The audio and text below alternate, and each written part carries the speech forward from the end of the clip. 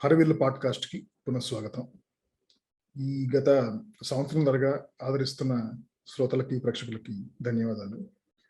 ఇంతకాలంగా నేను చేస్తున్న ఎపిసోడ్స్ ముఖ్యోద్దేశం గతంలో నేను చెప్పినట్టు తెలుగు వారి కోసం, తెలుగులో తెలుగు వారికి సంబంధించిన విషయాలు కానీ, తెలుగు వారికి కూడా పనికొచ్చే విషయాలు కానీ మాట్లాడటం అనేది. అందుకే తెలుగు సాహిత్యం, చరిత్ర కాడి నుంచి మొదలుపెట్టి గీగ్ ఎకానమీ, క్రిప్టో కరెన్సీ దాకా అన్ని రకరకాల అంశాలు స్పృశించాము. ఇక ఇంకా మాట్లాడడానికి చాలా అంశాలు మన చుట్టూ జరుగుతూ ఉంటాయి. వాటి గురించి తెలుసుకోవాలని చాలా మందికి ఉంటుంది. లోతుగా అవగాహన లేకపోయినా కూడాను చాలా అంశాల మీద ప్రతి వాళ్ళకిను చాలా మందికి ఒక బలమైన ఒపీనియన్ కూడా ఉంటున్న విషయం మనకు తెలుసు. సో అందుకని నేనేమనుకున్నానంటే, ఎప్పుడు ఎవరైనా సబ్జెక్ట్ మ్యాటర్ ఎక్స్పర్ట్స్ని కానీ, లేకపోతే కొంచెం పేరు ప్రఖ్యాతులు ఉన్న వాళ్ళని కానీ పిలుచుకొచ్చి వాళ్ళతో ఒక అంశం మీద చర్చించే బదులు అది కొనసాగిస్తూనే ఇలా మన చుట్టూ జరుగుతున్న topics, flavour of the month or hot topics, hot current affairs, ఇలాంటి అంశాల్లో ముఖ్యంగా కొంచెం ప్రజలకి అవగాహన దాని గురించి తక్కువ అయింది. ఎందుకంటే మీడియా కూడా దాన్ని లోతుగా అన్ని విషయాలు అందించట్లేదు. అందువల్ల ప్రజలు చాలా తొందరగా ఒక ఒపీనియన్ ఏర్పరచుకుంటున్నారు అని అనిపించిన అంశాలపై మాట్లాడుతూ ఉండాలి. పక్షం రోజులకు ఒకసారి అలాంటి ఎపిసోడ్ అవుట్ చేయాలని నేను నిర్ణయించుకుని, అలాగే ఈ బృహత్తర కార్యక్రమంలో నాతో పాటు ఇంకొక హోస్ట్ కూడా, కో హోస్ట్ ఇంకొకళ్ళు ఉంటే బాగుంటుంది. మంచి విషయ పరిజ్ఞానం, వాక్చాతుర్యం ఉన్న మిత్రుడు ఆదిత్య నాకు ఇలా ఈ కార్యక్రమంలో పాల్గొనడానికి ఒప్పుకోవటం కూడాను చాలా ఆనందంగా ఉంది నాకు. సో తను కూడా పరిచయం చేస్తున్నాను. సో ఈ ఎపిసోడ్ వీటికి ఒక వర్కింగ్ టైటిల్ ప్రస్తుతానికైతే చెప్పాలని ఉంది, గొంతు విప్పాలని ఉంది అనుకుంటున్నాము. సో ఈ శీర్షికలో వచ్చే ఎపిసోడ్స్లో నా కో హోస్ట్ ఆదిత్య. తను వైజాగ్ వాస్తవ్యుడు. చాలా మందికి ట్విట్టర్లో చాలా మంది తెలుసు. He's a self made man, entrepreneur. ఒక 18 ఏళ్ళ నుంచి తను ఒక వ్యాపారవేత్తగా ఉన్నాడు. అలాగే మనలాగానే చాలా మంది లాగానే తెలుగు సంస్కృతి మీద, తెలుగు సమాజం మీద ఆసక్తి, అభిమానం, అలాగే రాజకీయాల గురించి కూడాను ఎంతో కొంత సామాజిక స్పృహ ఉండి తను చాలా చేస్తూ ఉన్నాడు. అది ట్విట్టర్లో ఉన్న వాళ్ళకి చాలా మంది తెలుసు. సో మనం ఈ ఎపిసోడ్లో 1-2 టాపిక్స్ మాట్లాడుకోబోతున్నాం, సమయం ఉన్నంత వరకు చూసుకుని.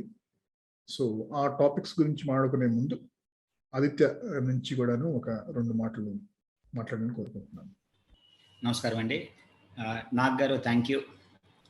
హరివిల్లు పాడ్కాస్ట్ లిజనర్స్కి గొంతు విప్పాలని ఉంది మన శీర్షిక ఇవాళ మొదటి ఎపిసోడ్ అవ్వడం, ఆ వర్కింగ్ టైటిల్ బాగుండడం.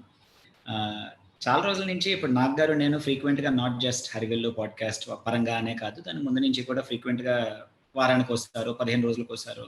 అంటే ఇప్పుడు ట్విట్టర్ స్థాయి నుంచి ఫోన్ మిత్రులు స్థాయికి ఎదిగిన తర్వాత నుంచి ఏదో ఒక కాల్కి ఏదో ఒక పర్పస్ కోసమని మొదలెట్టి ఆ కాల్ అలాగా ఎక్కడెక్కడికో వెళ్ళి అందులో బోల్డ్ రకాల కరెంట్ అఫైర్స్ అన్ని మేము చర్చించుకోవడం అనేది మాకు గత 1.5 ఏళ్ళ నుంచి ఐ గెస్ చేసి ఇలాగ అనుకోకుండా ఊరికే మాట్లాడడానికి అని చెప్పి.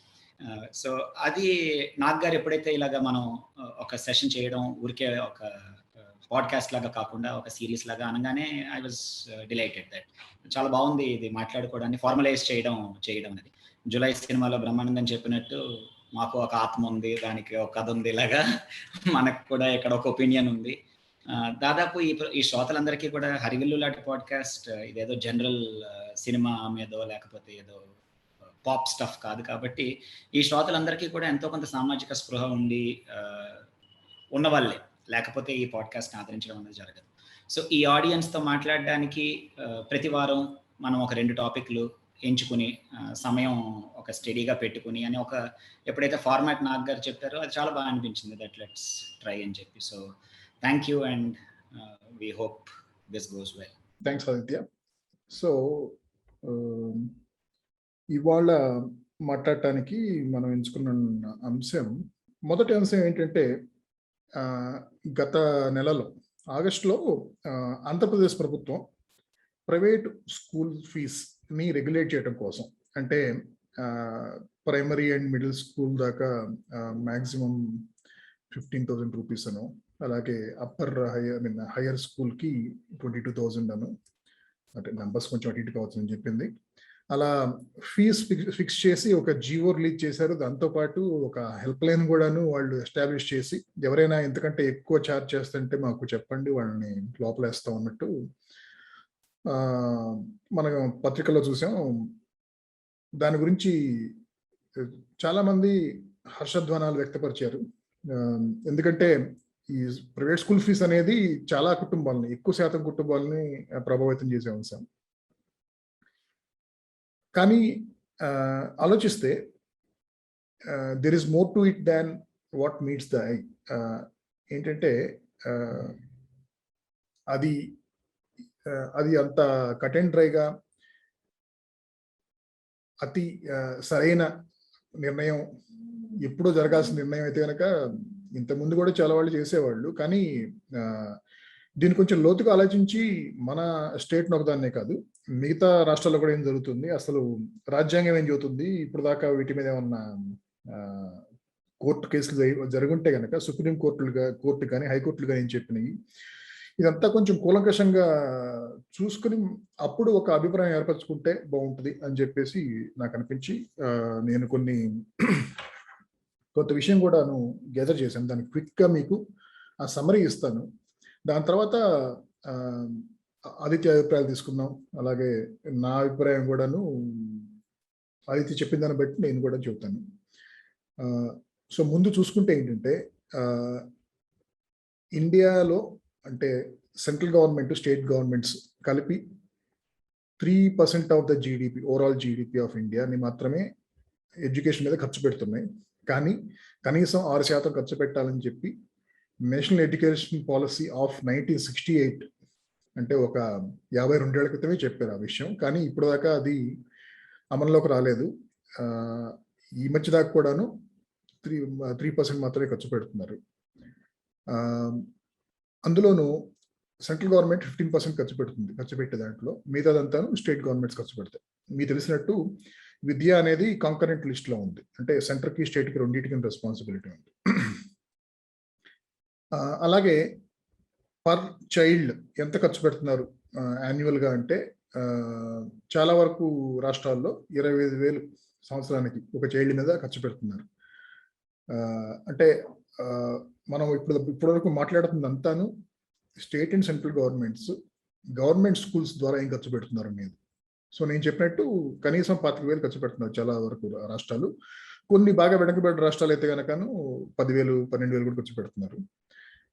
ఈ పెట్టే ఖర్చులో కూడాను ఒక 75% టీచర్ల శాలరీస్కి వాటికి వెళ్ళిపోతుంది, మనం ఊహించుకోవచ్చు. అలాగే మొత్తం దేశంలో గవర్నమెంట్ స్కూల్స్ ఒక 10 లక్షలు ఉన్నాయి. గవర్నమెంట్ ఎయిడెడ్ స్కూల్స్ ఇంకొక 1,00,000 ఉంది. సో నేను చెప్పిన అమౌంట్ మొత్తం 3% ఆఫ్ జీడిపి ఏదైతే ఉందో ఇది ఈ స్కూల్స్కి వెళ్తుంది.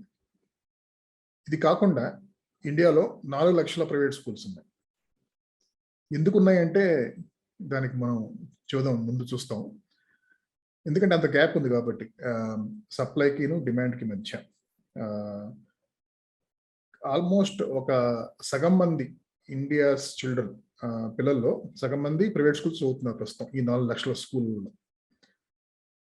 కానీ విచిత్రమైన విషయం ఏంటంటే, ప్రైవేట్ స్కూల్స్ అంటే క్వాలిటీ ఎడ్యుకేషన్ అని కూడా అనుకోవడానికి వీలు లేదు అని ఈ మధ్యకాలంలో చేసిన చాలా సర్వేలు కూడా చెబుతున్నాయి. ఏంటంటే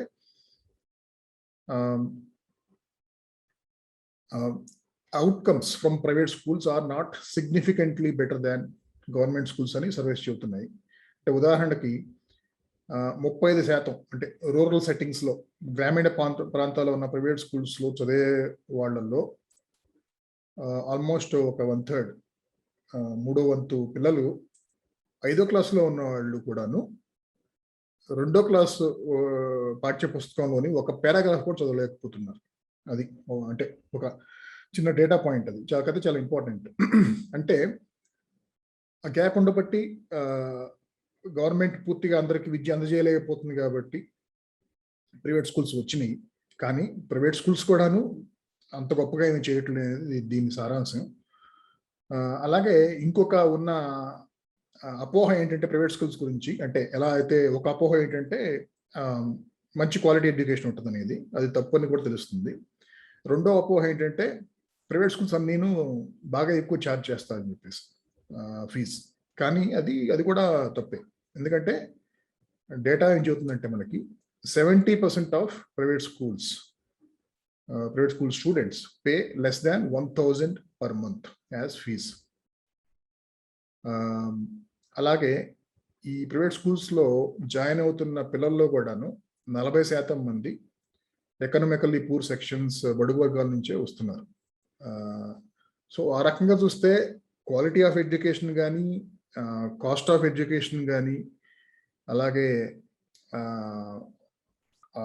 profile of the students joining in schools కానీ చూస్తే గవర్నమెంట్కిను ప్రైవేట్కిను స్కూల్స్కి మరీ చాలా పెద్ద తేడా అయితే కనిపించట్లేదు ఈ డేటా బట్టి.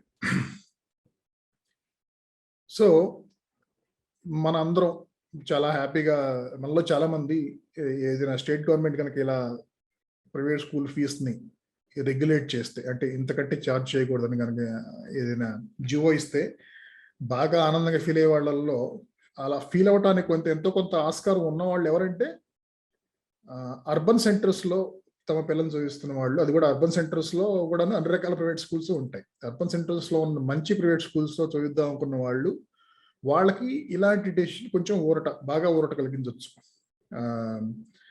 సో కానీ ఇలా స్టేట్ గవర్నమెంట్ ఇలా క్యాప్ చేయొచ్చు, రెగ్యులేట్ చేయొచ్చు అనేది ఆ విషయానికి వద్దాం. దానికి ముందు మన రాజ్యాంగం ఏం చెబుతుందో చూద్దాం. ఏంటంటే ఆర్టికల్ 21A ఏం చెబుతుందంటే, it is the duty of the government to impart free and compulsory education to children of 6 to 14 years of age అనేది. అంటే ఇది అసలు ప్రభుత్వ బాధ్యత అన్నమాట. అంటే 14 ఏళ్ల వయసు దాకా, అంటే 8, 9 క్లాసు తరగతికి దాకా కూడాను భారతదేశంలోని అందరి పిల్లలకిను ఫ్రీ అండ్ కంపల్సరీ ఎడ్యుకేషన్ అందించాలనేది. కానీ article 41 as a directive principle, ఒక గైడెన్స్ లాగా అదేం చెబుతుందంటే, ప్రభుత్వానికి కొంచెం క్యాష్ తక్కువ ఉంది కాబట్టి, అంటే కొంచెం ఎకనామిక్ కెపాసిటీ కన్స్ట్రైంట్స్ ఉన్నాయి కాబట్టి, ప్రభుత్వం ఈ ఎడ్యుకేషన్ అనేది, ఈ ఎడ్యుకేషన్ రంగంలోకి ప్రైవేట్ సంస్థలను కూడాను ఆహ్వానించి ఈ గ్యాప్ ఫుల్ఫిల్ చేసుకోవచ్చు. అంటే గవర్నమెంట్ పూర్తిగా అందరికీ ఈ ఫ్రీ అండ్ కంపల్సరీ ఎడ్యుకేషన్ 14 ఏళ్ల వయసు దాకా ఇచ్చే పొజిషన్లో లేదు కాబట్టి, ఆర్థిక ఇబ్బందుల వల్ల వారు ప్రైవేట్ సంస్థలని కూడా ఇన్వాల్వ్ చేయొచ్చు అని చెప్పేసి ఆర్టికల్ 41 అలా ఒక ప్రొవిజన్ ఉందన్నమాట. అది ఒక గైడెన్స్ లాగా ఇచ్చింది. ఆ గైడెన్స్నే ప్రభుత్వాలన్నీ అందిపుచ్చుకొని ప్రైవేట్ సంస్థలకు కూడాను లైసెన్స్ కానీ అవకాశం కానీ ఇస్తున్నాయి ఎడ్యుకేషన్ రంగంలో రావటానికి. ఇకపోతే సో అలా వచ్చిన ప్రైవేట్ సంస్థల్లో ఎంత ఫీజ్ ఛార్జ్ చేయాలనేది, దీని గురించి ఇప్పుడు దాకా సుప్రీంకోర్టు దాకానే ఒక 4-5 కేసులు వెళ్ళినాయి. వాటిలో 2 కేసులు చాలా ల్యాండ్ మార్క్ జడ్జిమెంట్స్ అనొచ్చు. ఒకటేమో TMA Pai versus state government of Karnataka 2002లో, అలాగే PA Inamdar versus state government of Maharashtra 2007లో. ఈ రెండును యాక్చువల్గా ప్రొఫెషనల్ ఎడ్యుకేషన్ గురించి మాట్లాడుతున్నాయి ఈ కేసులు. కానీ ఈ జడ్జిమెంట్లో సుప్రీంకోర్టు చెప్పిన అంశాలు, వాళ్ళ గైడెన్స్ అనేది ఈవెన్ స్కూల్ ఎడ్యుకేషన్ కూడా వర్తిస్తుంది. ఏంటంటే అంటే చాలా డీటెయిల్స్ ఉన్నాయి, కానీ క్లుప్తంగా చెప్పాలంటే సుప్రీంకోర్టు ఏం చెప్పిందంటే, ప్రతిదీను రెగ్యులేట్ చేయకూడదు ప్రైవేట్ సంస్థలకు సంబంధించి. వాళ్ళు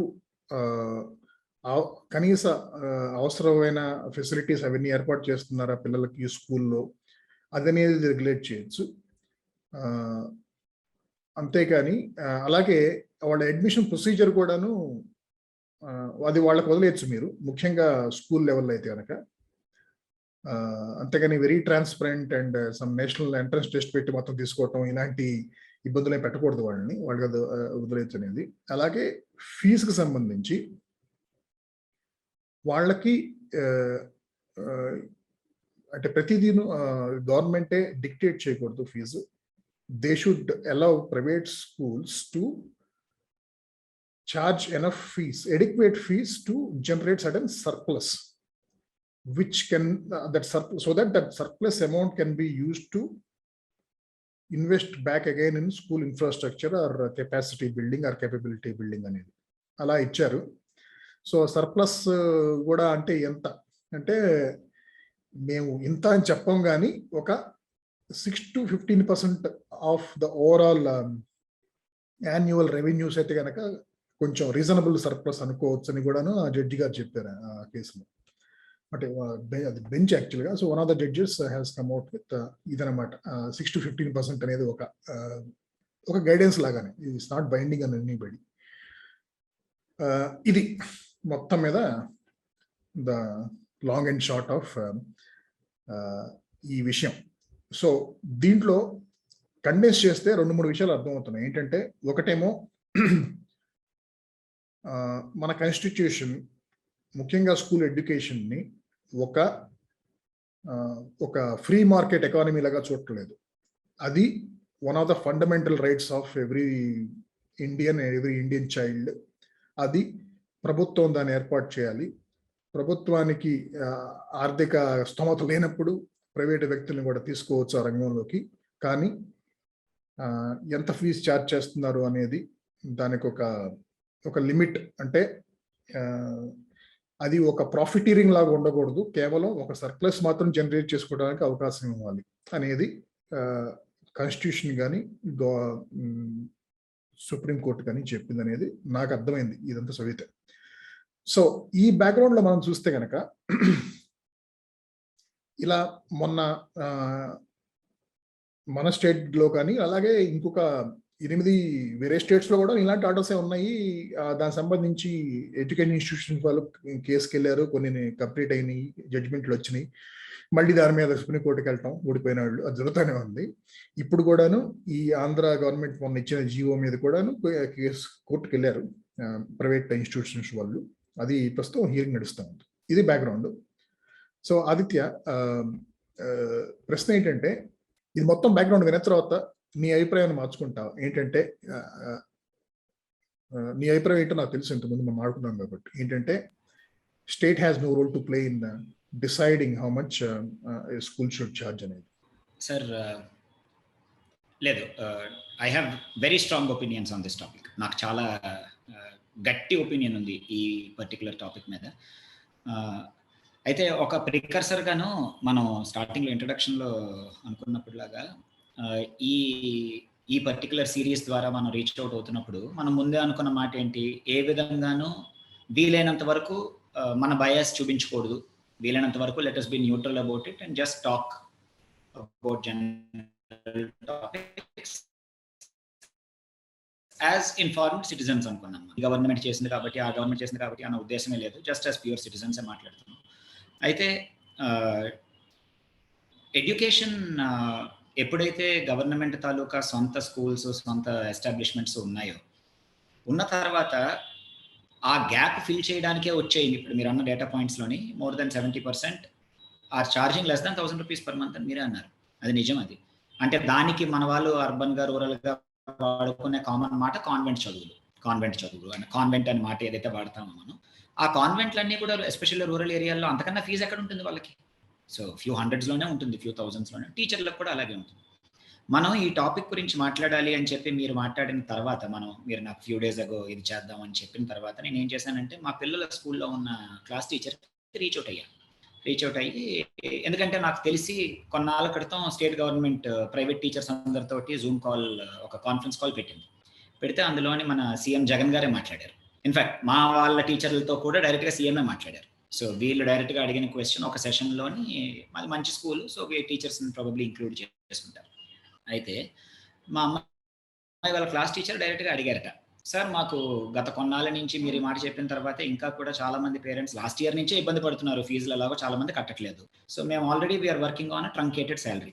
ఇప్పుడు దాన్ని ఇంకా తగ్గించేసి ఇప్పుడు అఫీషియల్గా స్కూలే ఇది తీరినంత వరకు మమ్మల్ని క్షమించండి, మేము మీకు 50% కన్నా ఇవ్వలేము, ఎందుకంటే మా వాళ్ళది నాన్ ప్రాఫిట్ స్కూల్, వాళ్ళది ఫీజు చాలా రీజనబుల్ ఫీజు మా వాళ్ళది. వైజాగ్ లాంటి సిటీలో సంవత్సరానికి లెస్ దాన్ 30,000 ఫీజు ఉన్న మంచి స్కూల్స్లో వెరీ ఫ్యూ స్కూల్స్, అందులో మాదొకటి. So they cannot make a profit, ఆ ఫీజుకి ఇంపాసిబుల్ అది. సో డైరెక్ట్గా ఆవిడ లేచి అడిగేశారట, డైరెక్ట్గా సీఎం గారిని అడిగారు ఈ మాట, దట్ సార్ మాకు ఇలా అయితే 50% ఫీజు ఇస్తున్నారు అంటే, ఆయన చాలా మర్యాదగా మాట్లాడారట. He was very polite about it, posh, మంచి ప్రాపర్ ఇంగ్లీష్లోనే మాట్లాడారు. ఆయన డైరెక్ట్గా ఒక మాట అన్నారట, ఇలా ఫేస్లోకే చూసి, మేడం మీరు పని చేస్తున్నది ఎంత అండి, రోజుకి ఫ్యూ అవర్సే కదా, దానికి 50% ఫీజు జస్టిఫైడే కదా అని అడిగారట.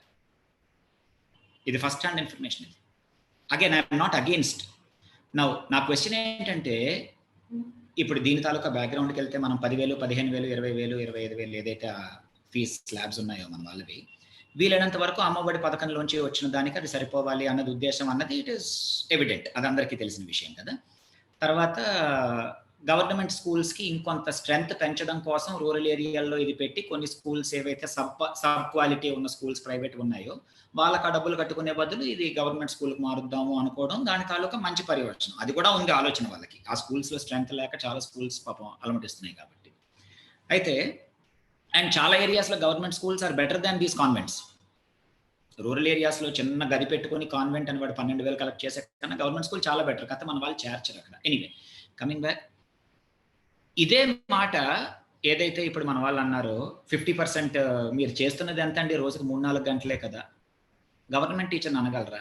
వాళ్ళు అది కూడా చేయలేదే చాలా రోజుల పాటు, వాళ్ళని ఎక్కడెక్కడో డ్యూటీలు వేశారు కదా. ఇప్పటికి కూడా ఇంకా గవర్నమెంట్ టీచర్స్కి ఫుల్ ఫ్లెడ్జ్గా స్కూల్, ఎందుకంటే వాళ్ళకి ఆన్లైన్ క్లాసుల తాలూకా కాన్సెప్టే ఇంకా సరిగ్గా లేదు, కొంచెం ఇప్పుడు వస్తుంది ఇంకా. అండ్ ఉన్నా కూడా 1-2 పిల్లలు వస్తున్నారు వాళ్ళకి. గవర్నమెంట్ టీచర్లను కూడా నేను అడిగాను, అదే మాట చెప్పాను. ఈ మాట వాళ్ళని అనలేరు కదా. లేదండి వాళ్ళు గవర్నమెంట్ కదండి, సో వాళ్ళ జీతం కోయలేమండి. అలాంటప్పుడు ప్రైవేట్ స్కూల్ని రెగ్యులేట్ చేయడం అన్నది, ఇప్పుడు మన వాళ్ళు హెల్త్ని, ఎడ్యుకేషన్ని ప్రాఫిట్ మేకింగ్ బిజినెస్ కింద చూడొద్దు అని చెప్పి I don't agree with it at all. మీకు సొంత ఎస్టాబ్లిష్మెంట్స్ ఉన్నప్పుడు గవర్నమెంట్గా ప్రైవేట్ ఆర్గనైజేషన్లో దూరే రైట్. ఇందాక మీరు ఒక మాట అన్నారు, 1,00,000 ఎయిడెడ్ స్కూల్స్ ఉన్నాయన్నారు చూసారా మీరు ఇందాక డేటా పాయింట్లో. గవర్నమెంట్ దానికి ఎయిడ్ ఇస్తోంది కాబట్టి న్యాచురల్లీ దాంట్లో వేలు పెడతారు, మీరు ఎంతకన్నా ఫీజు కలెక్ట్ చేయకూడదు, మీరు ఈ ఫెసిలిటీస్ ఎందుకు ఇవ్వట్లేదు, డిఈఓ వెళ్ళి పీరియాడిక్గా ఇన్స్పెక్షన్ చేయడం, అలాంటి స్కూల్స్ ఉన్నాయి కదా, చాలా ప్రతి ఊర్లోనే ఉన్నాయి. అలాంటి దాంట్లో వి అండర్స్టాండ్. నౌ కంప్లీట్గా ప్రైవేట్ ఎంటర్ప్రైజ్ స్టార్ట్ అవ్వడానికి కారణమే టు ఫిల్ ద గ్యాప్ కదా, దాని తాలూకా it should be a free market product. ఏదైనా కూడా, whether health, whether education, whether anything. ఇప్పుడు మనం చెయ్యలేక రెండో వాళ్ళు చేస్తున్న వాళ్ళ దాంట్లో దూరి, లేదు నువ్వు ఎంతకే చెయ్యాలి అని రెస్ట్రిక్ట్ చేసేస్తే, ఇట్ ఇస్ సింపుల్ ఎకనామిక్స్. మనం కూర్చొని లెక్కేసుకుంటే మనకు అర్థం అవుతుంది. ఇప్పుడు పేరెంట్స్ హ్యాపీ ఫీల్ అవ్వడం యాక్చువల్గా నాకు అన్నిటికన్నా బాధేస్తున్న విషయం అండి. ఇప్పుడు వైజాగ్లోని టింపనీ అని పెద్ద స్కూల్ ఉంది, వాళ్ళకి గత ఫ్యూ ఇయర్స్ నుంచి కోర్టు కేసు నడుస్తుంది. పేరెంట్స్ అందరూ కలిసి గ్యాంగ్ అప్ అయిపోయారు స్కూల్కి అగెనిస్ట్గా, నువ్వు ఇంత ఫీజు ఎలా వేసేస్తావని. మీరు మెట్రో స్టాండర్డ్లో చూస్తే వీళ్ళ ఫీజు పెద్ద ఫీజు కాదు, సంవత్సరానికి 50,000 ఎంతో ఫీజు వెళ్ళదు. మెట్రోలో అయితే అబ్బాయి చాలా బాగుందిరా అనుకునే స్థాయి ఫీజులు అవి కదా. మీరు ఇలాంటి ఊర్లో చూస్తే 50,000 అంటే చాలా తక్కువ కింద లెక్క. మా ఊర్లో బెంగళూరులో 2,00,000. సో ఇప్పుడు తమాషైన విషయం ఏంటి అంటే, లేదు వాళ్ళకి కట్టను అంటే, నేను ఢిల్లీ పబ్లిక్ స్కూల్ తాలూకా ఓనర్తో మాట్లాడే వైజాగ్లో, ఆయన డైరెక్ట్గా చెప్తున్నారు, గొప్ప ఇబ్బంది పడిపోతున్నాం మేము, అడ్మిషన్స్ రావట్లేదు, పేరెంట్స్ ఏమో ఉన్న వాళ్ళు ఫీజు కట్టట్లేదు, మేము తీసేలేం, you have to run the school, you cannot just తీసి ఇచ్చి పంపించేస్తాను అనే సిచ్యువేషన్ లాస్ట్ 1 year నుంచి కోవిడ్ వల్ల లేదు కదా. వీళ్ళు వచ్చి లేదు ఈ ఫీజు అంటే, నా ఆలోచించండి, ఇప్పుడు గవర్నమెంట్ టీచర్లకి జీతాలు 6th పే కమిషన్ తర్వాత బాగా పెరిగాయి. మన వాళ్ళు దాన్ని రోల్అవుట్ చేసిన తర్వాత లాస్ట్ టైం ఫిట్మెంట్ అది ఇచ్చిన తర్వాత 43% ఫిట్మెంట్లో అవన్నీ మన స్టేట్లో వచ్చి, దాని తర్వాత ఫిట్మెంట్ వచ్చి, స్టాండర్డ్ గురించి నేను మాట్లాడను. If you just compare teacher versus teacher, ఏ స్థాయి ఫీజు ఛార్జ్ చేస్తే ప్రైవేట్ స్కూల్ అంత జీతం ఇవ్వగలదు? గవర్నమెంట్ టీచర్లకి 70,000, 80,000, సీనియర్లకు ₹1,00,000 పైన జీతాలు ఉన్నాయి. మనకి తెలుసు ఆ విషయం. And we are happy about it. Very good. Teachers should be paid well. కానీ ప్రైవేట్ స్కూల్ అంత జీతం ఇచ్చి ఒక 50 మంది టీచర్లని పెట్టాలి అంటే ఎంత కలెక్ట్ చేయాలి వాళ్ళు? అది కాకుండా వాళ్ళ రన్నింగ్ కాస్ట్స్ ఎంత? వాళ్ళ బస్సులు, తర్వాత దేర్ ఆర్ ఎక్స్‌పెక్టేషన్స్. రిజల్ట్స్ రావాలి. సరే, రెగ్యులేట్ చేయడం అంటూ మొదలెడితే దాని ఎండ్ ఎక్కడ? మీరిందాక పాయ్ గారిది అన్నది is one of India's largest organisations. Manipal లాంటి దగ్గరికే ఏకంగా అంత కేసు వేశారు కాబట్టి it came into limelight కదా. వాళ్ళ రూలింగ్ గవర్నమెంట్, ఇప్పుడు వాళ్ళ అబ్బాయి is now one of the key decision makers in the ruling government. ఇవాళ ఆయన అదే కానీ వచ్చి రేపు ఆ మాట అక్కడంటే ఆయన ఒప్పుకోగలరా? యూజీసీ అంటూ ఒక స్కేల్ ఉంది, సిబిఎస్ఈ వాళ్ళకి ఒక స్కేల్ ఉంది, టీజీటీ, పీజీటీ, పిఆర్టీ, +2 టీచ్ చేస్తున్న వాళ్ళు మినిమం పోస్ట్ గ్రాడ్యుయేట్ టీచర్స్ అవ్వాలి, దానికి ఇంత స్కేల్ ఉండాలి. గవర్నమెంట్ ఒక స్కేల్ ఫిక్స్ చేసింది కదా. కేంద్రీయ విద్యాలయాలకి, నవోదయాలకి సెంట్రల్ స్కేల్లో ఫిక్స్ చేసింది, స్టేట్ గవర్నమెంట్ టీచర్లందరికీ స్టేట్ స్కేల్లో ఫిక్స్ చేసింది. ప్రైవేట్ స్కూల్స్ ఆల్రెడీ అది లేదు. I'm not talking just about salary. మనం ఇప్పుడు గవర్నమెంట్ స్కూల్ కాదు, ఇంకొక దగ్గరికి ప్రైవేట్గా గ్యాప్ ఫిల్ చేయాలి అనే గ్యాప్ రావడానికి కారణమే స్టాండర్డ్ కదా. ఇందాక మీరన్న మాటే, కాన్వెంట్లలో కూడా ఆ స్థాయి చదువు కూడా లేదు అని మనం మాట్లాడుకుంటున్నాం. ఇప్పుడు ఎప్పుడైతే ఇంకా వాళ్ళ తాలూకది వచ్చి నువ్వు ఇంతే ఇవ్వాలి అంటే ఎవరు వస్తారు నేర్పడానికి? ఆ స్థాయి వాళ్ళే వస్తారు కదా. అంటే where will it end? Government next ఏంటి? ఐటీ ఎంప్లాయీల దగ్గరికి వచ్చి గవర్నమెంట్, మీకు గుర్తుంటే ఎర్లీ 2000s ప్రాబబ్లీ లేట్ 90sలోని డిఫెన్స్కి ఆఫీసర్స్ దొరకలేదు, గుర్తుందా మీకు కదా. మనకి ఇది పెద్ద న్యూస్ ఇది అప్పట్లో. ఎన్డీఏకి ఆఫీసర్ క్యాండిడేట్స్ తాలూకా పెద్ద డెర్త్ వచ్చింది when IT was picking up. Because lot of people found Sainik school లాంటి చోట కూడా ఐటీ ఉద్యోగాలకు వెళ్ళిపోయేవాళ్ళు జనాలు, లేకపోతే అబ్రాడ్ వెళ్ళిపోయేవాళ్ళు. Not to divert from the topic, ఇది ప్రాపర్ రిలవెంట్ కాబట్టి ఐఎమ్ టేకింగ్ దట్ ఎగ్జాంపుల్. అయితే అందులో దానికి కారణం ఏంటి? అంత జీతం లేదు అని చెప్పి. సో గవర్నమెంట్ ఏం చేసింది? పే కమిషన్లోని డిఫెన్స్ వాళ్ళ శాలరీస్ రాక్షసంగా రివైజ్ చేసింది. ఎమాల్యుమెంట్స్ అని చెప్పి పర్క్స్ కాకుండా basic salary it self became 6 digit for all officers. So suddenly people started moving back in to defence again. Now ఇదే సేమ్ పని గవర్నమెంట్ కానీ వచ్చి, మాకు మళ్ళీ కూడా గవర్నమెంట్ ఎంప్లాయీ ఉద్యోగాలు ఎవరు రాయట్లేదు, మాకు స్టాఫ్ దొరకట్లేదు కాబట్టి ఐటీ కంపెనీస్ అన్నీ కూడాను గవర్నమెంట్ స్కేల్ కన్నా ₹56,800 బేసిక్ కన్నా ఇవ్వకూడదు అన్నాయి అనుకోండి. అప్పుడు ఇదే పేరెంట్స్ ఎవరైతే బయట నుంచి చప్పట్లు కొడుతున్నారో ఏమంటారో నాకు తెలుసుకోవాలి. నెక్స్ట్ స్టేజ్ అదే కదా. గవర్నమెంట్ కోవిడ్కి ఎంతకన్నా ఛార్జ్ చేయకూడదు అంటే చప్పట్లు కొట్టాము, వండర్ఫుల్ అన్నాం. ఫీజు 20,000 కన్నా ఎక్కువ రాకూడదు అంటే అబ్బా గవర్నమెంట్ ప్రజల ప్రభుత్వం అంటున్నాం. రేపు వచ్చి గవర్నమెంట్ ఎంప్లాయీ కన్నా ఈ పాడ్కాస్ట్ వినే చాలా మంది will be making more money for sure. అవునా? ఈ పాడ్కాస్ట్ వినే ఆడియన్స్ గురించి నేను చెప్తాను. So what right do we have to come out and say, లేదు మాకు రావాల్సినది మాత్రం మీరు ముట్టుకోకండి, మేము ఇవ్వాల్సిన దాంట్లో మాత్రం మీరు వేలు పెట్టండి. I find it to be hypocrisy. ప్రైవేట్గా ఇక్కడే కాదు కదా, మనం అమెరికా చూడండి, యూరప్ చూడండి, ఎనీ డెవలప్డ్ కంట్రీ, జపాన్ చూడండి, వాళ్ళకి government education is actually very good. Their education is quite good. బాగున్నా కూడా వాళ్ళకి కూడా ప్రైవేట్ అకాడమీస్ ఉన్నాయి కదా, తక్కువ కూడా కాదు. మన వాళ్ళే ఎంతో మంది అక్కడ యూనివర్సిటీ చదువులకు వెళ్తున్న పిల్లలు ఉన్నారు కదా. మనం ఎంత ఫీజులు కడుతున్నాం అక్కడ ఎందుకు కంప్లైంట్ చేయట్లేదు? ఇక్కడికి వచ్చేసరికేనేమో లేదు 20,000లో మన చదువు అయిపోవాలా? ఎలా అవుతుంది? ఆ స్థాయి అవుతుంది కదా. ఐఎమ్ వెరీ సర్ప్రైజ్, నాకు ఇది ఎక్కట్లే. So back to you.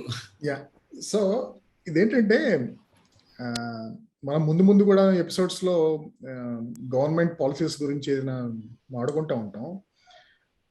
నాకు ఈ పాలసీ మేకింగ్ గురించి నేను విన్న అలాగే చదివిన వాటిలో నాకు నచ్చిన మంచి లైన్ ఏంటంటే, the how good a policy is should not be measured by the intention of the policy makers or the objective set out when they drafted the policy. The quality should be measured by the outcomes and whatever eventually it has led to అనేది. ఎందుకంటే policy makers including not only bureaucrats, including politicians also, I'm sure their intention is good to come out with a policy as a positive intervention to change something for good అనేది. But what really matters is whether it has desired the delivered results or not.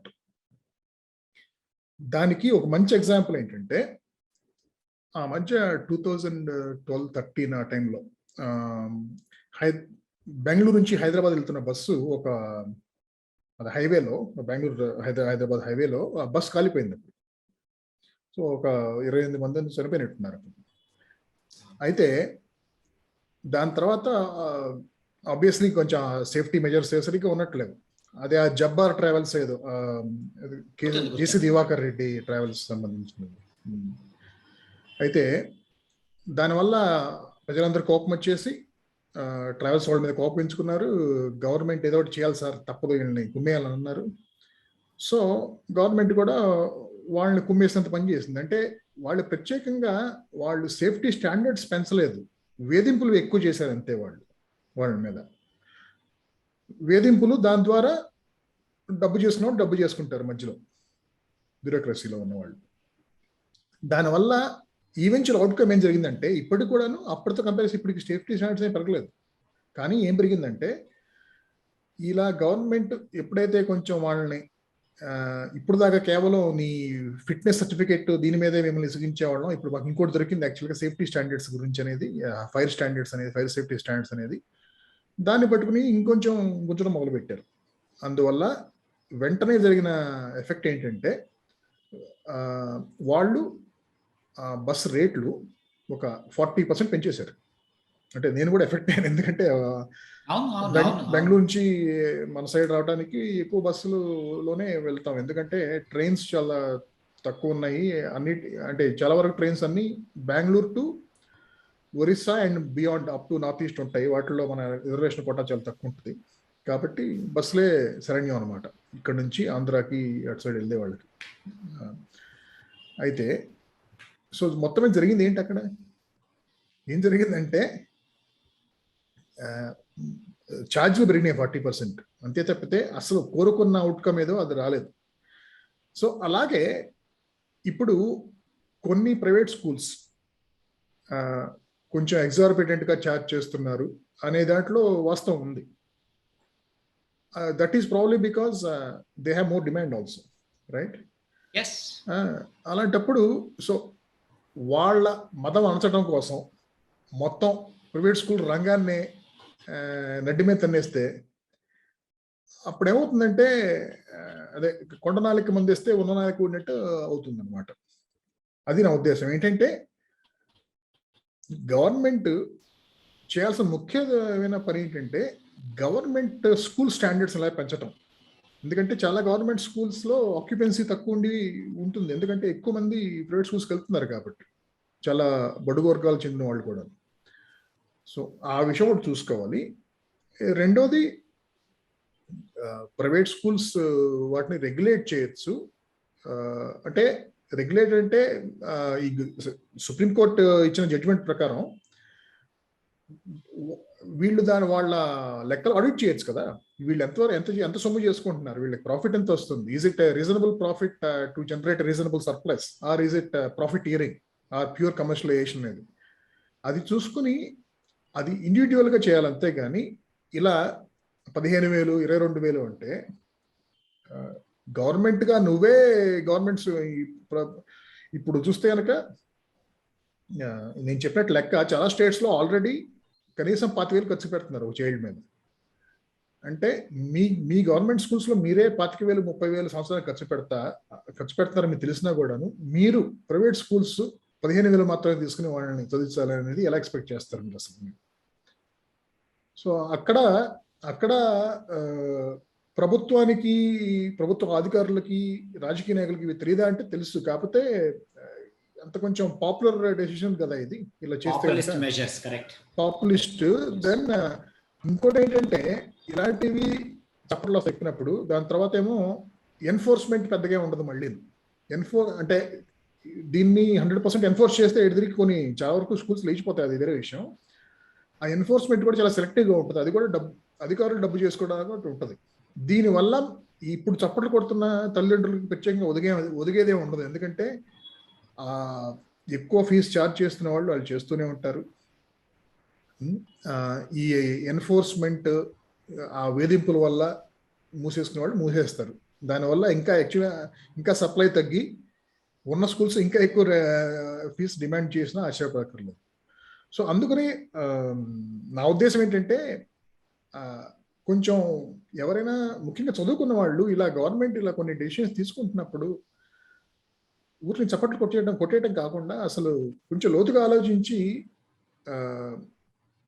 మన వైపే కాకుండా అవతల వాళ్ళు private schools వాళ్ళ వైపు నుంచి కూడాను ఏంటంటే government actually should take keep everybody's all stake holders interest in mind when making a policy. అది వాళ్ళు చేసినా చేయకపోయినా కూడాను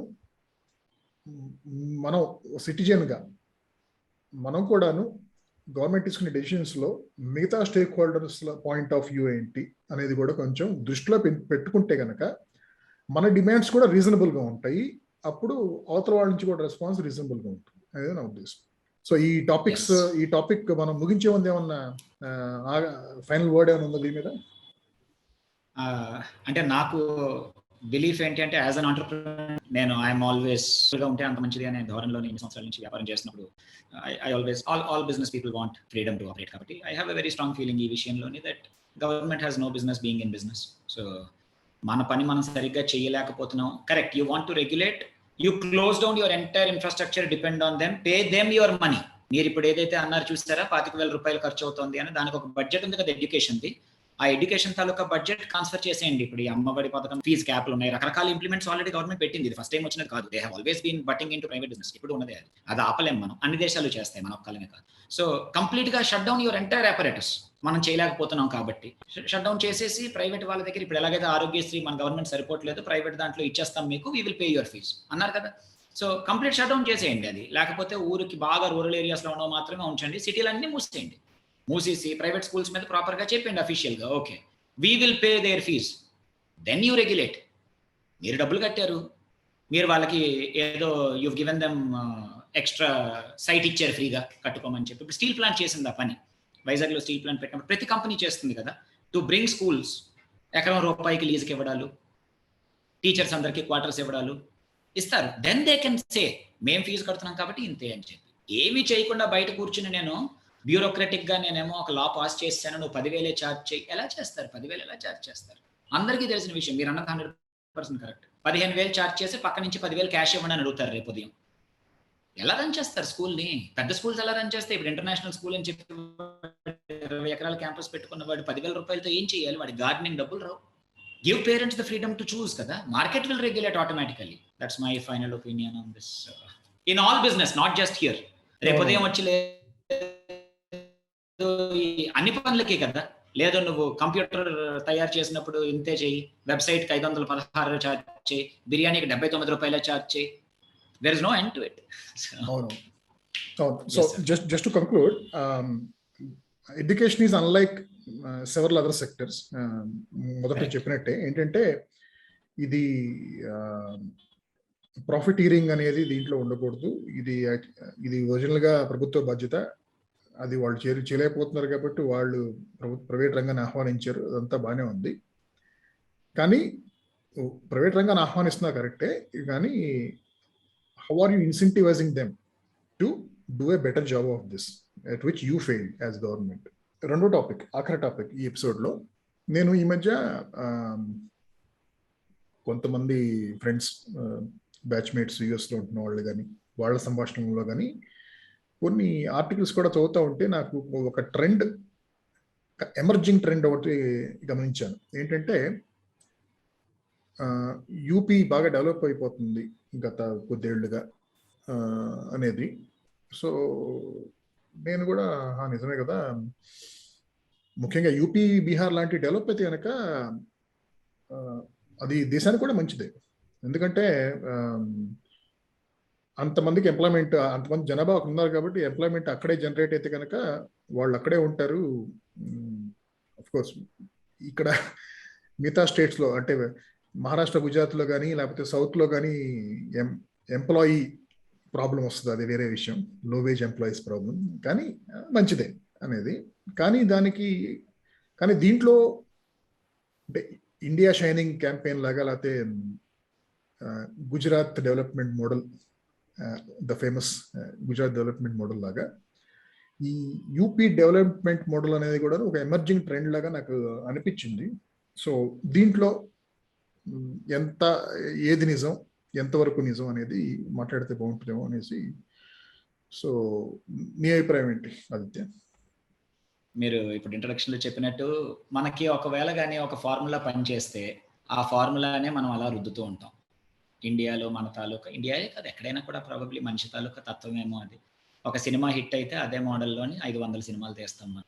సో మన ప్రశాంత్ కిషోర్ పాలిటిక్స్లోని ఒక ఫార్ములా క్లిక్ అయింది. సాడ్లీ ప్రతి స్టేట్లోని ఇంకా కూడా క్లిక్ అవుతుంది అది. నెక్స్ట్ టైం ఎలక్షన్ కూడా ఆల్రెడీ ఆయన రెడీ చేసేసుకుంటున్నాడు. మనం ట్విట్టర్లో ఆల్రెడీ చూస్తున్నాం, మారిపోతున్నాయి. బెంగాల్ పేర్లు పోయి తెలుగు పేర్లు వచ్చేస్తున్నాయి అక్కడ ఆల్రెడీ. అయితే యూపీ మోడల్ అనే కాదు, నేను ఒక స్టేట్ మోడల్ అనే ఒక జనరిక్ కైండ్ ఆఫ్ టాపిక్ మీద I wanted to take this direction. అంటే ఇప్పుడు ఒక మోడల్ ఆఫ్ సక్సెస్ అని మనం ఏదైతే చెప్తున్నామో, sadly speaking it is because as a nation we have not been able to implement basic stuff across the country. ఇప్పుడు ఒక వ్యాపారం చేయడానికైనా ఏదైనా ఒకటి రావడానికైనా బేసిక్, ఇప్పుడు పెద్దదేం అక్కర్లేదండి. ఎంటర్‌ప్రెన్యూర్ ఎవరైనా ఒక వ్యాపారవేత్తకి ఇండస్ట్రీ పెట్టాలన్నా, ఎక్కడైనా రావాలన్నా, లివబిలిటీ పెరగాలన్నా, స్టాండర్డ్ ఆఫ్ లివింగ్ పెరగాలన్నా కావాల్సిన బేసిక్ అమ్యూనిటీసే. మిగిలిన మనిషే తన తాలూకా తను చేసేసుకుంటాడు. ఆ బేసిక్ ఇన్ఫ్రాస్ట్రక్చర్ ఆయనకి ఇస్తే చాలు. మనిషి తాలూకా లోపల ఉన్న ప్యాషన్ తన్నుకొస్తుంది బయటికి. So we need our basic amenities, current, road, ఆ మాత్రం డీసెంట్ కనెక్టివిటీ, తర్వాత అక్కడ లివబుల్ స్టాండర్డ్గా ఉండడానికి వాటర్ అంటే బేసిక్ అమ్యూనిటీస్. ఇవన్నీ ఎప్పుడైతే మనం పెట్టుకోగలిగామో people will automatically come and settle. That is how human civilization has come to this level కదా. కాకపోతే సాడ్లీ మనం దాన్ని కూడా ఏదో ఎక్స్ట్రాడినరీగా ఇచ్చినట్టు చెప్తే తప్ప మనకు పని జరగట్లేదు. పెద్దగా చేసినది ఏం లేదు. ఇప్పుడు అమెరికా మనకి తేడా ఉంది. మనం మాట్లాడినప్పుడు అమెరికా అన్నా కూడా America is a federation of states కదా. So every state has its own stuff there. ఇక్కడ though we have state government and all, at the end of the day the rule is the same. ఇప్పుడు మనం స్టేట్కి కొంచెం of course state has its own freedom in certain sectors and రెండు concurrent సెక్టర్లో ఉన్న వాటిల్లో చిన్న చిన్న సెస్లు వేసుకోవడాలు ఉన్నాయి. ఎస్పెషల్లీ ఇప్పుడు జిఎస్టీ అవి వచ్చిన తర్వాత అది డివాల్వ్ చేసేస్తున్నారు. That is why that is topic for some other episode మనది. ఇప్పుడు గుజరాత్ మోడల్ అని చెప్పి మనకు అది స్టార్ట్ అయినప్పుడు ఇట్ వాస్ ఎవిడెంట్ మనకి ఇవాళ when we look back it is evident that the whole purpose behind it was to project Modi garu as a PM candidate and say that yes he is a person who is worthy.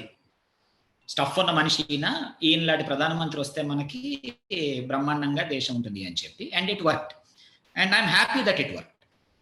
అంటే for the first time ఒక development platform మీద ఒక proven track రికార్డ్తో ఒక మనిషి వచ్చి, common మనిషి ప్రధానమంత్రి అంత మెజారిటీతో అవ్వడం, జనాలు కనెక్ట్ అయ్యారు అన్నది ఇస్ వీఆర్ హ్యాపీ. అయితే ఎంతైతే గుజరాత్ మోడల్కి ప్లస్ ఉందో, మనం ఎనీ ఎకనామిక్ రీసెర్చర్ దాని తాలూకు అది చూసేసరికి they will immediately laugh at it. Again I'm not against, I'm happy. Gujarat చాలాసార్లు వెళ్ళాను, ఐ లైక్ గుజరాత్. బట్ మనకి ఆంధ్రప్రదేశ్లోని చంద్రబాబు నాయుడు గారి ఐటీ టర్మ్లో జరిగిన, కామన్ ఆంధ్రప్రదేశ్లో జరిగిన లాంటిదే ఉంది అక్కడ కూడా. ఇప్పుడు అక్కడ మాత్రం ఏం జరిగింది, మనం ఇవాళ కూడా ఏంటి సిబిఎన్ మోడల్ ఆఫ్ డెవలప్మెంట్ అని చెప్పి మనం మాట్లాడతాము. జనాలందరూ వచ్చి ఐటీ తప్ప ఏం చేయలేదు అంటాం. దానివల్ల ఆయన ఓడిపోయారు. ఇవాళ మనం చెప్పక్కర్లే ఆ మాట. దానివల్ల నెక్స్ట్ టర్మ్ థంపింగ్ మెజారిటీతో వైఎస్ఆర్ వచ్చేసారు, అంతే కదా. ఆయన కంప్లీట్ ఒక దగ్గరికి. Gujarat same thing happened. ఇప్పుడు so much so that when we look at, I have some numbers here, 1 రూపీకి ల్యాండ్ ఇవ్వడం ఇవన్నీ అక్కడే స్టార్ట్ అయ్యాయి కదా for the first time. They were revolutionary ideas. అయితే 2006-07లోని centre suddenly woke up. They said, ఇప్పుడు ఇదే బీజేపీ మోదీ గారి గవర్నమెంట్ గుజరాత్లో చేసిన పనికి centre suddenly woke up and said, నువ్వెంత సేల్స్ ట్యాక్స్ నువ్వెలా తీసిగలవు, నీకు and they put their foot down and government had to roll it back అన్నమాట. లేదు we can no longer give అని చెప్పి సెంటర్ రూల్ పాస్ చేసింది వీళ్ళ మీద. నువ్వు ఇచ్చేస్తే మిగిలిన స్టేట్లతో ఏమవ్వాలి. 1 రూపీ ల్యాండ్ చొప్పున ఎకర్ ఇచ్చారు. నానో ప్లాంట్కి టాటాకి 30,000 crores వర్త్ ఆఫ్ సబ్సిడీస్ ఇచ్చారట in order to get Nano there. 30,000 crores worth of subsidies. And దానివల్ల జరిగిన డేటా పాయింట్ ఏంటి, ఇవన్నీ ఎప్పుడైతే చేశారో గవర్నమెంట్ ఇందాక మీరు చెప్పినట్టు ఎడ్యుకేషన్ మీద ఆన్ యావరేజ్ 5-6-7% స్పెండ్ చేస్తుంది ఆఫ్ జీడిపి అన్నది ఉంది కదా. Gujarat had less than 2% to spend on education. Revenue ఏది? ఇప్పుడు Andhra Pradesh currently is in the same kind of doldrums కదా మనకి. సో రెవెన్యూ లేదు, మొత్తం వాళ్ళకి వచ్చిన సేల్స్ ట్యాక్స్ కానీ ఏదైనా కూడా ఫ్యూచర్ మీద ప్రాతిపదిక మీద వాళ్ళు ఇవాళ డేట్ వదిలేశారు, ఇవాళ డబ్బు వదిలేశారు కంప్లీట్గా. దానివల్ల Gujarat shining in order to show 50 కంపెనీలు they all came correct. Health ఇండియాలోనే లోయెస్ట్ పర్సంటేజ్కి పడిపోయింది as percentage of GDP Gujarat during the Gujarat shining years మనం ఏదైతే అంటున్నామో. గుజరాత్ పారాడాక్స్ ఏంటంటే వాళ్ళు చూపించినప్పుడు ఏంటి, they have the highest participation of employee work ఫోర్స్లోని ఎలిజిబుల్ పీపుల్ది Gujarat was the highest in the country. ఇప్పుడు ఇంకా నాకు తెలియదు, ఐమ్ టాకింగ్ అబౌట్ ఆ సంవత్సరాల తాలూకుది. So every one is working. కాకపోతే పారాడాక్స్ ఏంటనుకున్నారు, 94% of that participation is un unorganised sector. 94%. Gujarat per capital wages were among the lowest in the country. ఇప్పటికి కూడా they are much lower than the national standard. కారణం ఏంటి, డెవలప్మెంట్లో ఎలాంటి ఉద్యోగాలు వస్తాయి, రోడ్లు వేయడాలు, ఫ్యాక్టరీలు కట్టడాలు, డైలీ లేబర్ వర్క్, విపరీతంగా people every one was busy, ఖాళీ లేరు ఎవరును.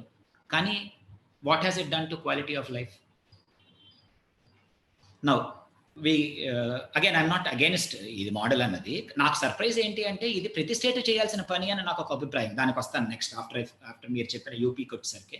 అంటే ముందు గుజరాత్ గురించి ఎందుకు మాట్లాడుకోవడం అంటే ఇట్ స్టార్టెడ్ దేర్ కాబట్టి మనకి దట్ ఎగ్జాంపుల్ వర్క్డ్ కాబట్టి నెక్స్ట్ పొటెన్షియల్ క్యాండిడేట్ ఎవరు అని ఐడెంటిఫై చేసి యోగి ఆదిత్యనాథ్ గారు కనబడ్డారు.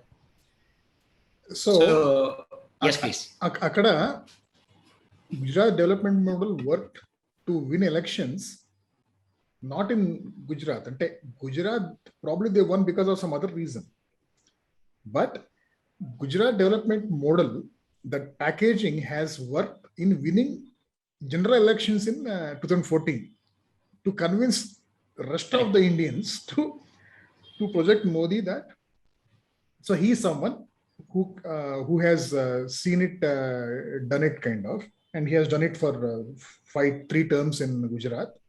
So now in UPA 2, it started in UPA 1, but in UPA 2 it continued, which is corruption and also policy paralysis, slowdown of GDP growth, idantha undi.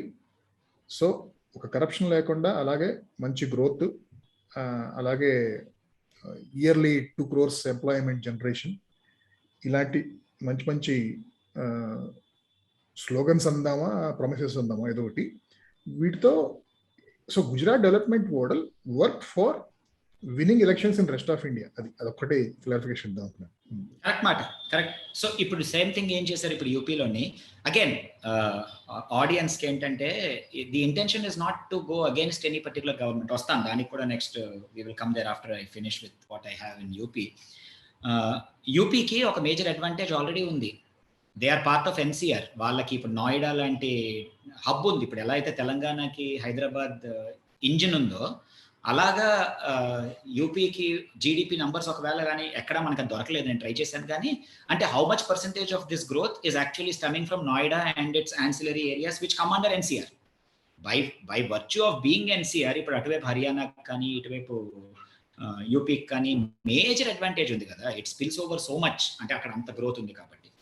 Now ఇప్పుడు ఏదైతే చెప్తున్నారో UP model అని చెప్పి they are being very successful అని చెప్పి వాళ్ళ they are pulled all stops out. వాళ్ళకున్న complete influence అంతా పెట్టి కోవిడ్ మేనేజ్మెంట్లో UP has done a great job అని వరల్డ్ హెల్త్ ఆర్గనైజేషన్ చేత అనిపించి, తర్వాత వాళ్ళ economy is shining so much అని చెప్పి ఎవరో ఇంటర్నేషనల్ ప్రొఫెసర్ల చేత చూపించి. డేటాతో ఉన్న తమాషా విషయం ఏంటంటే ఎనీ ఎడ్యుకేటెడ్ ఆ మాత్రం డేటాతో వర్క్ చేసే వాళ్ళు will realise that it can actually be used to prove anything. ఇప్పుడు డేటా మనం ఎటు చూపిస్తామో అదే కనబడుతుంది. సో మనం ఇప్పుడు అక్కడ చూపించి లేదు ఎంత గ్రోత్ వచ్చేసింది అంటే యూపీ హ్యాస్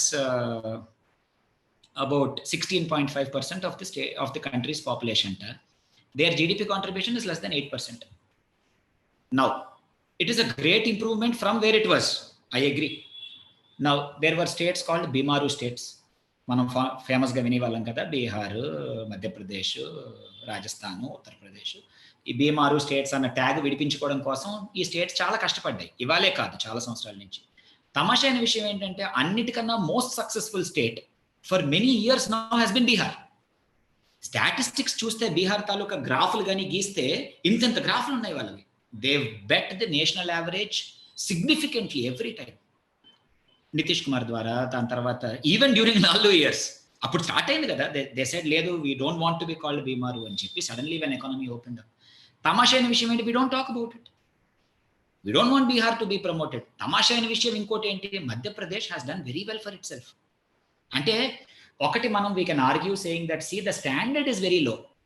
ఇప్పుడు అక్కడి నుంచి ఏమాత్రం కొంచెం చేంజ్ వచ్చినా కూడా 150% అని చూపించుకోవచ్చు, కాకపోతే it is 150% of 100 rupees. Compare చేస్తే this is what I said we will come to next కదా. జీడిపి పరంగా మనకి ఎప్పుడు కూడా ఇది ఉన్న గొడవే కూడాను. అండ్ నాకు తెలిసి my forecast is that in the coming years ఇది ఇంకా పెరుగుతుంది. ఐ హోప్ ఐఎమ్ రాంగ్, కానీ ఇట్ విల్ హ్యాపెన్. ఇంత డివిజివ్ పాలిటిక్స్ జరుగుతున్నప్పుడు states like Maharashtra and Karnataka and మీరు అన్నట్టు south Indian states, we always punch above our weight when it comes to GDP contribution కదా. మనకి ఇప్పుడు ఆల్రెడీ గత కొన్ని సంవత్సరాల నుంచి మొదలైన గొడవ ఏంటి, ఎంత మనం కాంట్రిబ్యూట్ చేస్తున్నాం మనకు వచ్చేది ఇంతే, మనం ఎంత ఇస్తున్నాం మనకు వచ్చేది, అది ఇంకా పెరుగుతుంది. బికాస్ ఇంత చేసినోడికే నువ్వు అంత చేస్తూ ఉంటే నాకెంత చేయాలి. ఇప్పుడు మహారాష్ట్రకి the kind of contribution that it has is equal to all of the states. మనం మాట్లాడుకున్న స్టేట్స్ అన్ని కలిపినంత అది ఒక్కటి కాంట్రిబ్యూట్ చేస్తుంది.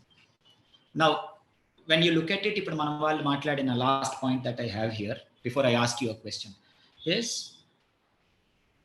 ఈ యూపీ షైనింగ్ కోసం అని చెప్పి ఆయన వాడుకున్న ప్లాట్ఫామ్ ఏంటి, ప్రైమరీగా వారణాసిని ఒక గ్రోత్ ఇంజిన్ కింద చూపించుకుని దాంట్లోని జాపనీస్ ప్రైమ్ మినిస్టర్ షింజో గారితో మాట్లాడినప్పుడు ఈ పెద్ద కాన్ఫరెన్స్ డెస్టినేషన్, విశ్వనాథ్ కారిడార్, తర్వాత ఇప్పుడు అయోధ్య టెంపుల్, ఇదంతా కూడాను ఎన్నో సంవత్సరాల నుంచి అలమటిస్తున్నది. Because it is an emotional issue మనకి. సో ఓట్ బ్యాంక్కి, and it is good of course these cities have to. నా ప్రైమరీగా ఈ స్టేట్కి నోయిడా పక్కన పెడితే నాకు కనబడినది పెద్ద డిఫరెన్స్ ఏంటి అంటే, బిగ్ పుష్ ఫర్ యూపీ తాలూకా change. There are 3 major expressways which have been announced and work has begun. 3 expressways, మనకి ఎక్స్ప్రెస్ వే లేనే లేదు ఇక్కడ. 3 expressways, Bundelkhand expressway, Ganga expressway and Purvanchal expressway, 3 announce చేసింది government. Work is already happening.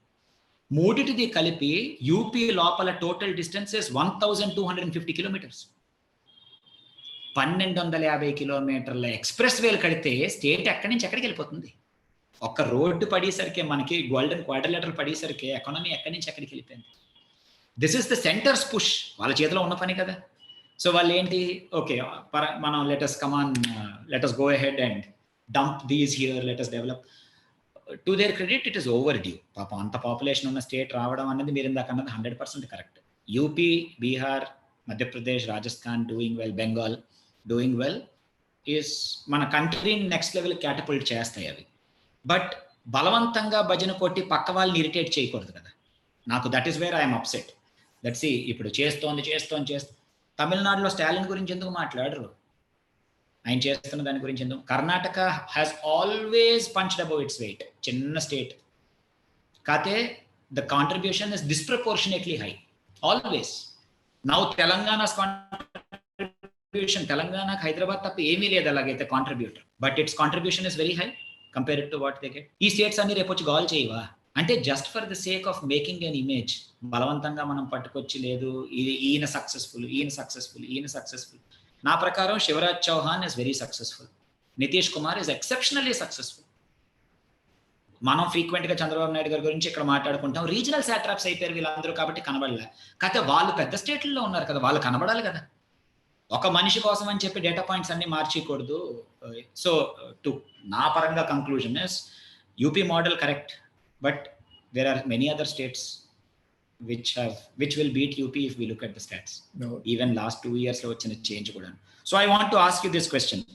అంటే ఇప్పుడు మిగిలిన వాళ్ళు ఇప్పుడు అందరం చదువుకున్న వాళ్ళనే కదా, చాలా మంది బాగానే ఫాలో అవుతున్న వాళ్ళే కదా.